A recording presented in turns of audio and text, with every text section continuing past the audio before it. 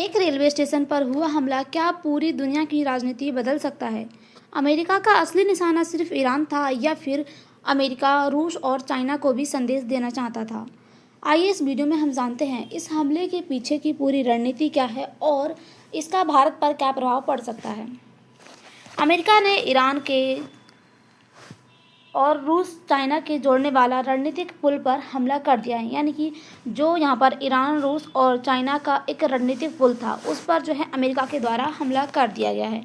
हाल ही में अमेरिका ने ईरान के एक महत्वपूर्ण रेलवे पुल पर जो है हमला किया है। यह पुल केवल एक सामान्य रेलवे पुल नहीं था बल्कि यहाँ पर चीन रूस और ईरान को जोड़ने वाला एक महत्वपूर्ण व्यापार और रणनीतिक नेटवर्क का हिस्सा माना जाता था। यानी कि अगर हम देखें तो ये जो पुल बन रहा है ये एक इनके जो यहाँ पर चीन है और रूस है उसके साथ ही जो ईरान है तीनों का एक व्यापार का महत्वपूर्ण हिस्सा था। यह घटना केवल एक अमेरिका और ईरान के बीच का विवाद नहीं बल्कि इसके पीछे चीन रूस और वैश्विक व्यापार इसके साथ ही ऊर्जा सुरक्षा और विश्व राजनीति से भी जुड़ी हुई है यह हमला।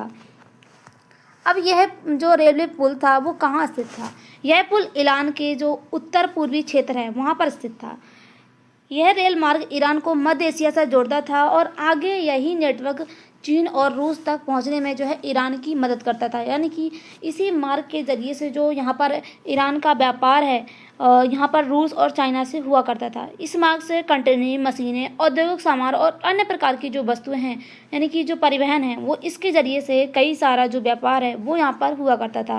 यानी कि जैसे कि अगर हम देखें तो भारत में दिल्ली मुंबई जो एक्सप्रेस है वो बहुत ज़्यादा महत्वपूर्ण है। इसी प्रकार से ईरान के लिए यह जो यहाँ पर पुल था बहुत ही रणनीतिक परिवहन वाला मार्ग बहुत ज़्यादा महत्वपूर्ण था। यहाँ से जो व्यापार है इनका हुआ करता था। अब यह पुल इतना महत्वपूर्ण क्यों था चीन के लिए? अगर हम देखें तो चीन अपनी जो बेल्ट एंड रोड इनिशिएटिव यानी कि अगर हम देखें तो ये जो यहाँ पर परिवहन मार्ग बहुत ज़्यादा इम्पोर्टेंट था चीन के लिए क्योंकि दुनिया की रेल और सड़क से ये जो है चीन को जोड़ता था।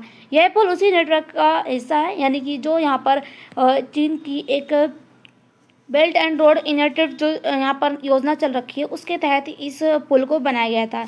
इससे चीन को यूरोप तक का व्यापार जो है आसान तरीके से हुआ करता था। यानी कि चीन का जो व्यापार है वो यहाँ पर यूरोप वाले क्षेत्र से भी आसानी से हुआ करता था। अब हम देखें तो ये रूस के लिए क्यों महत्वपूर्ण है? रूस पश्चिमी प्रतिबंधों के कारण नए व्यापारिक रास्ते की खोज कर रहा था। इसीलिए अब हम देखें तो इस रास्ते से जो है यहाँ पर व्यापार जो है रूस का हुआ करता था। यह रेलवे रूस के लिए जो है यूरोप के विकल्प के रूप में एक महत्वपूर्ण मार्ग था। यानी कि यूरोप के विकल्प यानी कि यूरोप के जरिए से जो है यहाँ पर जो रूस है वो यहाँ पर व्यापार कर सकता था। अब ईरान के लिए क्यों महत्वपूर्ण है? क्योंकि यहाँ से ईरान का जो व्यापार है वो बढ़ता है। उसके साथ ही टॉजिक शुल्क में जो है आय है वो होती है। उसके साथ ही जो क्षेत्रीय महत्व है वो भी यहाँ पर ईरान का इस जो पुल है उससे बढ़ता है। अब अमेरिका ने हमला क्यों किया है? अमेरिका ने आधिकारिक रूप से इसे अपनी सुरक्षा और रणनीतिक हितों का जो कदम है यानी कि उनसे जुड़ा कदम बताया है। यानी कि अगर हम देखें तो इसके पीछे के कारण क्या है? ईरान की जो सैन्य क्षमता है उसको कमज़ोर करना। यानी कि जो यहाँ पर अमेरिका है ईरान की जो सैन्य क्षमता है उसको कमज़ोर करना चाहता है इस पुल के जरिए। यानी कि इस पुल के माध्यम से हथियार सैन्य उपकरण और रसद भी पहुँच सकती थी। इसीलिए जो है अब इस पुल पर हमला करने से अब यहाँ का जो व्यापार है वो यहाँ पर प्रभावित होगा। यानी कि इस पुल के जरिए से जो व्यापार हुआ करता था वो प्रभावित होगा। उसके साथ ही चीन के प्रभाव को रोकना। यानी कि चीन लगातार पश्चिमी एशिया में अपना प्रभाव जो है वो बढ़ा रहा है। यानी कि हम यहाँ पर देखें तो कई सारे जो है यहाँ पर रोड बनाकर ईरान जो यहाँ पर चीन है वो अपना प्रभाव पश्चिमी एशिया में बढ़ा रहा है। अमेरिका नहीं चाहता है कि चीन जो है अपने क्षेत्र को यहाँ पर मजबूत करे और अपने जो क्षेत्र का है वो विस्तार करे ताकि आने वाले समय में जो चीन है वो उसके लिए खतरा ना बन जाए।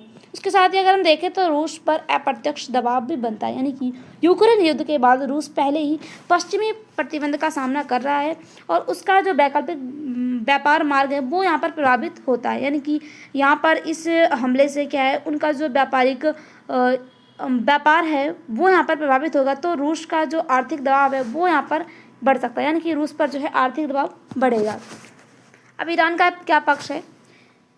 ईरान ने कहा है कि यह उनके बुनियादी ढांचे पर हमला है। यानी कि एक तरीके से उनका जो व्यापारिक ढांचा है उस पर हमला है। इससे आम नागरिक और जो वहाँ के लोग हैं उनके व्यापार को भी नुकसान हुआ है। यह अंतर्राष्ट्रीय कानून के खिलाफ है, इसीलिए ईरान ने इसे अपनी संप्रभुता पर भी हमला बताया, यानी कि उसकी जो संप्रभुता है उस पर हमला जो है बताया गया है ईरान के द्वारा। अब अमेरिका का क्या पक्ष है? अमेरिका का कहना है कि ईरान क्षेत्रीय सुरक्षा के लिए खतरा बनता जा रहा है, यानी कि अमेरिका के लिए। यानी कि अब यहाँ पर देखें तो ईरान जो है अपना क्षेत्र यानी कि अपनी क्षेत्र का विस्तार है वो कर रहा है, और इससे क्या है कि अमेरिका को खतरा लग रहा है कि वह जो है उस पर हमला ना कर दे, यानी कि उसके लिए खतरा ना बन जाए। कुछ रणनीतिक ढांचे सैन्य उपयोग के भी यानी कि सैन्य उपयोग में भी आ सकते हैं। अब इसके साथ ही अगर हम देखें तो अमेरिका अपने सहयोगियों और अपने हितों की जो है रक्षा कर रहा है, यानी कि वो चाहता है कि उसके जो सहयोगी देश हैं उनकी भी रक्षा हो, और इसके साथ ही उसके लिए भी कोई भी देश जो है खतरा ना साबित हो। अब यहाँ पर देखें तो चीन का क्या कहना है? चीन ने हमेशा ही कहा है कि जो विवाद है वो बातचीत से, यानी कि विवाद से किसी भी समस्या का हल नहीं होता है, बातचीत से किसी भी समस्या को सुलझाना चाहिए। व्यापारिक मार्गों को निशाना नहीं बनाना चाहिए। BRI परियोजना को सुरक्षित रहना बहुत ज़रूरी है। ऐसे हमले जो हैं, यानी कि यदि ऐसे हमले बढ़ते हैं तो चीन की जो वैश्विक परियोजना है उस पर भी असर पड़ सकता है। तो आने वाले समय में ये भी हो सकता है कि जो चीन है वो भी इस युद्ध में शामिल हो जाए। अब रूस का क्या पक्ष है? रूस के लिए यह घटना इसलिए महत्वपूर्ण है क्योंकि रूस यूरोप पर निर्भर कम रहना चाहता है, यानी कि जो यहाँ पर रूस है वो ये चाहता है कि वहाँ यहाँ पर जो यूरोप है उस पर कम निर्भर रहे। ईरान के माध्यम से दक्षिणी व्यापार मार्ग जो है वो विकसित होता है, और इसके यानी कि इस पुल के जरिए से जो यहाँ पर रूस है, रूस का दक्षिणी व्यापार मार्ग है वो यहाँ पर विकसित होता है। यदि यह मार्ग जो है बाधित होता है तो क्या होगा कि रूस का जो व्यापार है वो यहाँ पर प्रभावित हो सकता है। यानी कि हम देखें तो इस पुल पर हमले से तो क्या होगा कि रूस का जो व्यापार है वो यहाँ पर प्रभावित हो सकता है। अब इससे वैश्विक व्यापार का क्या प्रभाव पड़ सकता है? यदि रेल मार्ग लंबे समय तक बाधित रहता है तो सामान की सप्लाई जो है वो धीमी हो सकती है, परिवहन की लागत जो है वो बढ़ सकती है, और उसके साथ ही हम देखें तो जो व्यापार है वो बहुत ज़्यादा महंगा हो जाएगा, और कई देशों की सप्लाई चेन है वो भी प्रभावित हो सकती है। अब इससे तेल बाजार पर क्या प्रभाव पड़ सकता है? पश्चिम एशिया में तनाव बढ़ने से कच्चे तेल की कीमत जो है वो बढ़ सकती है, गैस महंगी हो सकती है, और वैश्विक महंगाई जो है यानी कि पूरे विश्व में महंगाई जो है वो बढ़ सकती है। आयात करने वाले देशों पर भी इसका दबाव जो है वो देखने को मिलेगा। अब इसका भारत पर क्या प्रभाव पड़ सकता है? नेगेटिव पॉइंट अगर हम देखें तो कच्चे तेल जो है वो महंगा हो सकता है, पेट्रोल डीजल के दाम जो है वो बढ़ सकते हैं, उसके साथ ही महंगाई भी जो है बढ़ सकती है, और आयात बिल भी जो है काफ़ी ज़्यादा बढ़ जाएगा यहाँ पर भारत का। अब हम पॉजिटिव पॉइंट देखें तो यहाँ पर भारत में जो है यानी कि भारत के रूस, अमेरिका और ईरान के साथ, तीनों के साथ जो संबंध हैं वो यहाँ पर अच्छे हैं। भारत संतुलित विदेश नीति अपनाकर ऊर्जा सुरक्षा बनाए रखना चाहता है, और इसके साथ ही वैकल्पिक व्यापार मार्गों का लाभ जो है उठा सकता है। यहाँ पर भारत अपनी रणनीतिक स्थिति जो है मजबूत कर सकता है इसके ज़रिए।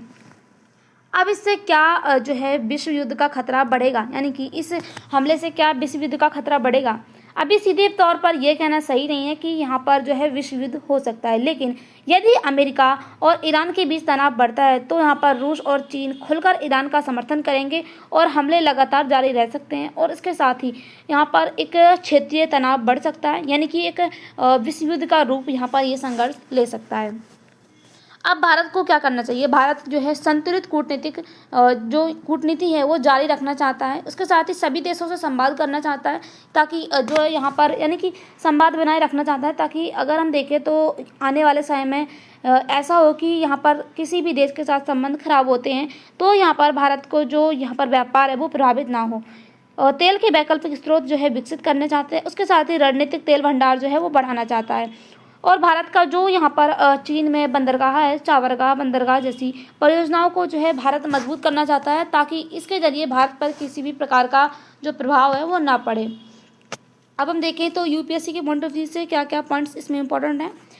बेल्ट एंड रोड इनिशिएटिव जो कि यहाँ पर चीन के द्वारा चलाई गई है वो, उसके साथ ही अगर हम देखें तो international north south transport corridor, ये भी जो है एक इम्पोर्टेंट पॉइंट है। और जो यहाँ पर भारत के द्वारा एक चाबाह बंदरगाह बनाया गया है ईरान में, वो यहाँ पर बहुत ज़्यादा इंपॉर्टेंट है। उसके साथ ही पश्चिम एशिया का भू राजनीतिक महत्व, और जो ऊर्जा सुरक्षा है, सप्लाई चेन, रणनीतिक अवसंरचना, ये पॉइंट्स जो है काफ़ी ज़्यादा इंपॉर्टेंट है, इनको आप देख लेना। उसके साथ ही अगर हम देखें तो मेंस के लिए जीएस पेपर 2 में इंटरनेशनल रिलेशन, यानी कि अमेरिका और ईरान के संबंध, भारत जो यहाँ पर चीन की VRI यानी कि जो यहाँ पर बेल्ट एंड रोड इनिशिएटिव जो परियोजना है वो यहाँ पर इम्पोर्टेंट है। उसके साथ ही रूस और ईरान के जो सहयोग है और उसके साथ ही भारत की जो रणनीतिक स्वायत्ता है, ये पॉइंट्स जो है इसमें इम्पोर्टेंट है। उसके साथ ही अगर हम जीएस पेपर 3 की बात करें तो ऊर्जा सुरक्षा, जो वैकल्पिक व्यापार है, उसके साथ ही हम देखें तो सप्लाई चैन, भू राजनीति का भारतीय अर्थव्यवस्था पर क्या प्रभाव पड़ेगा, ये जो है इम्पोर्टेंट पॉइंट है, इनको आप देख लेना। उसके साथ ही अगर हम देखें तो यह हमला केवल एक रेलवे पुल का हमला नहीं माना जा सकता है, बल्कि हम देखें तो ईरान, अमेरिका और उसके साथ ही रूस के बीच की बढ़ती भू राजनीतिक प्रतिस्पर्धा का संकेत है। इसका प्रभाव जो है ऊर्जा, उसके साथ ही व्यापार और कूटनीति, वैश्विक शक्ति संतुलन पर भी पड़ सकता है। भारत के लिए ऐसी जो परिस्थितियां हैं में संतुलित विदेश नीति अपनाना, ऊर्जा सुरक्षा और वैकल्पिक व्यापार को मजबूत करने की सबसे ज़्यादा महत्वपूर्ण मार्ग है। यानी कि अगर हम देखें, इनको सबसे ज़्यादा महत्वपूर्ण करना ज़रूरी है, क्योंकि अगर संघर्ष जो है बढ़ता है तो भारत को ऊपर जो है प्रभाव देखने को मिलेगा और यहाँ पर कच्चे तेल की कीमत देखने को मिल सकती है। तो आपको क्या लगता है कि इस हमले के बाद से क्या आने वाले समय में ये संघर्ष जो है विश्व युद्ध बन सकता है या नहीं? आपकी जो भी राय है कमेंट बॉक्स में जरूर बताइएगा। इसके साथ ही अगर आप उसकी पीडीएफ चाहिए तो हमारा जो टेलीग्राम चैनल है, जिसकी लिंक डिस्क्रिप्शन बॉक्स में दी गई है, उसको ज्वाइन कीजिए और चैनल से जुड़ी जो भी अपडेट चाहिए वो आपको उस पर मिल जाएगी। मिलते हैं अगली वीडियो के साथ, तब तक के लिए बाय, थैंक्स फॉर वॉचिंग।